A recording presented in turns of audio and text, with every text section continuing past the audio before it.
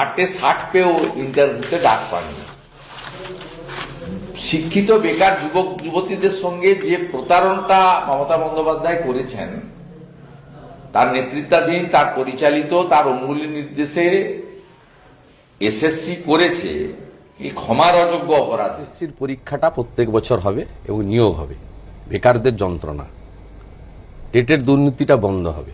Hello student, আমি তোমাদের am sir, তোমাদের সকলকে স্বাগত জানাই। তাহলে কি 2025 সালের এসএলএসটি পরীক্ষাও কি তাহলে ক্যান্সেল হতে চলেছে? কেন বলছি এটা? কারণটা হচ্ছে যে 2010 বা 2011 এর পর থেকে ইস্যু হওয়া ওবিসি, এসসি এবং এসটি সার্টিফিকেটগুলো যদি সত্যিই বাতিল হয়ে যায় বা পুনরায় যাচাইয়ের মুখে পড়ে, তাহলে কি এই এসএলএসটি প্যানেলের কাট অফ এক ধাক্কায় অনেকটা কমে যাবে, নাকি এই ভুয়া সার্টিফিকেটের ঘাপলার জেরে গোটা প্যানেলটাই ক্যান্সেল করে দেওয়া হবে? আমাদের মাননীয় মুখ্যমন্ত্রী শুভেন্দু অধিকারী যে 6 মাসের মধ্যে নতুন করে পরীক্ষা নেওয়া বা এবং যোগ্যদের চাকরি ফিরিয়ে দেওয়ার কথা বলেছেন, তার পেছনে কি এটাই আসল কারণ হচ্ছে 6 মাসের মধ্যে যে এক্সাম হবে, তো কিভাবে 6 মাসের মধ্যে এক্সাম হবে, তাই না? এই এক্সামটাই এখনো পর্যন্ত নেওয়া হয়নি, তাহলে কি করে 6 মাসের মধ্যে এক্সাম হবে? তাহলে কি আগের যে 2025 সালের যে প্যানেল, সেই প্যানেলটা কি টোটালি বন্ধ হয়ে যাবে? এত খড়খাট ওটাতে পড়ানো হয়েছে, তাহলে কি সব পুরোটাই জলের মধ্যে চলে যাবে? কেননা যোগ্যদের যদি সেই চাকরিতে ফিরিয়ে দেওয়া হয়, যারা যোগ্য চাকরি প্রার্থী, তাহলে যে নতুন ভ্যাকেন্সি, তাহলে ওখানে যারা যোগ্যরা এবারও কিন্তু যারা চাকরি পেয়েছিল, যারা এক্সপিরিয়েন্সের নাম্বার পেয়ে, তাদেরকেও কি তাহলে ছাটিয়ে দেওয়া হবে বা বের করে দেওয়া হবে?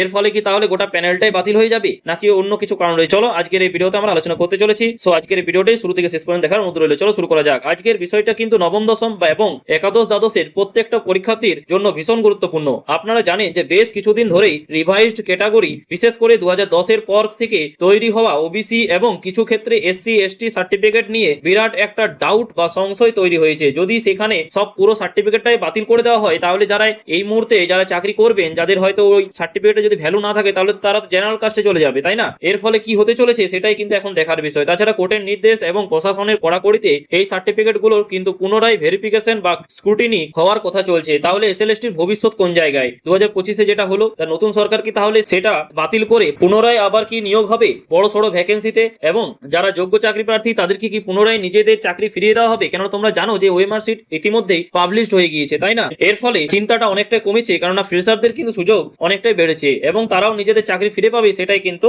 অনেকটা খুশির খবর। কিন্তু দুঃখের খবর এটা, এবং দুঃখ তাদের হবে যারা এই দুর্নীতি করে পরে চাকরিতে ঢুকেছিল, তাদেরকে ক্ষেত্রে কিন্তু পুরো বেতনটাই কিন্তু ফেরত নিয়ে নেওয়া হবে সরকার দ্বারা, কিন্তু ইতিমধ্যে জানানো হয়েছে এবং সুপ্রিম কোর্টেও কিন্তু জানানো হয়েছে।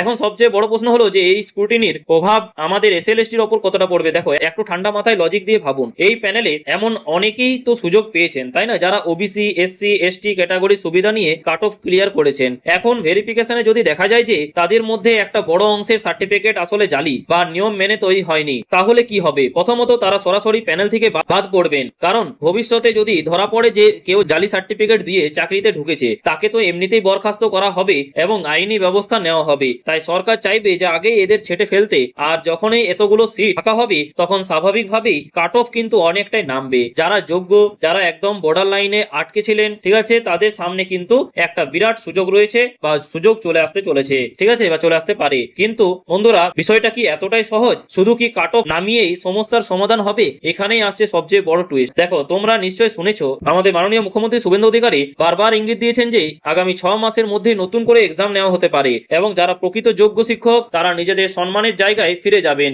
এই কথার অর্থ কি? এর অর্থ কি এই যে পুরনো সরকারের আমলে হওয়া বা এই যে 2025 সালের এক্সাম, এটা পুরোপুরি ক্যান্সেল হয়ে যাওয়ার পথে এগোচ্ছে? কারণ যদি সার্টিফিকেটের এত বড় একটা জালিয়াতি বা ঘাপলা ধরা পড়ে, তাহলে কিন্তু সেই প্যানেলটাকে আর কোনোভাবেই স্বচ্ছ বলা যায় না এবং পুরো সিস্টেমটাকে কিন্তু তখন নতুন করে সাজাতে হবে। এবার আসি আমার একদম নিজস্ব এবং ব্যক্তিগত মতামতে। দেখো বন্ধুরা, তোমরা যদি আমাকে জিজ্ঞেস করো যে এই প্যানেলটা কি ক্যান্সেল হওয়ার চান্স কতটা, দেখো আমি বলছি না যে এই প্যানেলটা 100% ক্যান্সেল হয়ে গেছে বা কালকেই নোটিশ চলে আসবে, কিন্তু আমার ব্যক্তিগত বিশ্লেষণ বলছে যে এই প্যানেলটা কিন্তু ক্যান্সেল হওয়ার সম্ভাবনা কিন্তু প্রবল। হ্যাঁ, চান্স অনেকটাই রয়েছে। এর ভবিষ্যৎ কিন্তু অন্ধকারের দিকেই কিন্তু এগোচ্ছে। এবার দেখা যাক কি হয় শেষ পর্যন্ত। তোমাদের কি মতামত অবশ্যই কিন্তু কমেন্ট বক্সে জানাতে ভুলবে না, কারণ যখন একটা রিকোয়ারমেন্ট প্রসেসের মধ্যে কাস্ট সার্টিফিকেটের মতো এত সেনসিটিভ একটা বিষয় নিয়ে এত বড় প্রশ্নচিহ্ন উঠে যায়, তখন সেই প্যানেলটাকে টিকিয়ে রাখা আইনি দিক থেকে প্রচন্ড কঠিন হয়ে দাঁড়ায়। যদি পুনরায় যাচাই বা রিভেরিফিকেশন শুরু হয় আর সেখানে যদি ব্যাপক হারে জালিয়াতি ধরা পড়ে, তবে কোর্ট বা কমিশন হয়তো বাধ্য হয়ে পুরো পরীক্ষাটাই বাতিল করে নতুন করে স্বচ্ছভাবে পরীক্ষা নিতে চাইবে। তাই ক্যান্সেল হওয়ার কিন্তু একটা স্ট্রং পসিবিলিটি কিন্তু তৈরি হয়েছে। তোমাদের কি মতামত অবশ্যই জানাবে। তবে হ্যাঁ, আরেকটা দিকও আছে, আমাদের মাথায় রাখতে হবে, যদি সরকার এবং কমিশন মনে করে যে তারা অত্যন্ত নিখুঁতভাবে শুধুমাত্র জালি সার্টিফিকেট গুলোকেই বাতিল করবে এবং বাকি প্রক্রিয়া ঠিক রাখবে, তাহলে হয়তো পরীক্ষা বাতিল হবে না। সেক্ষেত্রে ওই বাদ যাওয়া সিটগুলোতে যোগ্যদের সুযোগ দিয়ে নবম, দশম এবং একাদশ, দ্বাদশের ডকুমেন্টস ভেরিফিকেশন এবং ইন্টারভিউ খুব সুস্থ ও স্বাভাবিকভাবেই সম্পূর্ণ হতে পারে। কিন্তু সেটার জন্য যে পরিমাণ স্বচ্ছতা দরকার, সেটা এই মুহূর্তে কতটা সম্ভব তা নিয়ে কিন্তু যথেষ্ট সন্দেহ রয়েছে। তাহলে বন্ধুরা, এই ছিল আজকের আপডেট। তোমাদের কি মতামত অবশ্যই কিন্তু কমেন্টে জানাবে। আর এই সার্টিফিকেট বিতর্কের জেরে কি সত্যি যাদের 1 থেকে 2 নম্বর যদি কম আছে তারা কি সত্যি চান্স পাবে, এবং ওয়েটিং লিস্টের জন্য কতটা সুযোগ রয়েছে এসএলএসটি এই প্যানেলে, এবং নাকি এই প্যানেলটা পুরো প্যানেলটা ক্যান্সেল হয়ে যাবে জালিয়াতির কারণে, এবং কাট অফ কি সত্যিই নামবে যদি এইরকম কেস হয়, তাহলে অবশ্যই কিন্তু তোমাদের মূল্যবান কমেন্ট কিন্তু অবশ্যই কমেন্ট বক্সে জানাতে ভুলবে না। ঠিক আছে, আজকের এই ভিডিওটি অত্যন্ত গুরুত্বপূর্ণ ছিল, অবশ্যই কিন্তু শেয়ার করো যাতে তারাও এই ইনফরমেশনটা পেয়ে উপকৃত হয়। ঠিক আছে, এবং চ্যানেল নতুন হলে অবশ্যই কিন্তু চ্যানেলটিকে সাবস্ক্রাইব করে পাশের বেল আইকনটি প্রেস করে রাখবে। এই চ্যানেলের মাধ্যমে কিন্তু পরবর্তীতে এসএলএসটি সংক্রান্ত অবশ্যই আপডেট দেওয়া হবে। ঠিক আছে, আজকে এই পর্যন্ত, দেখা হচ্ছে পরের ভিডিওতে নতুন কোনো আপডেট নিয়ে। থ্যাংক ইউ, পাশে থেকো, সুস্থ থেকো।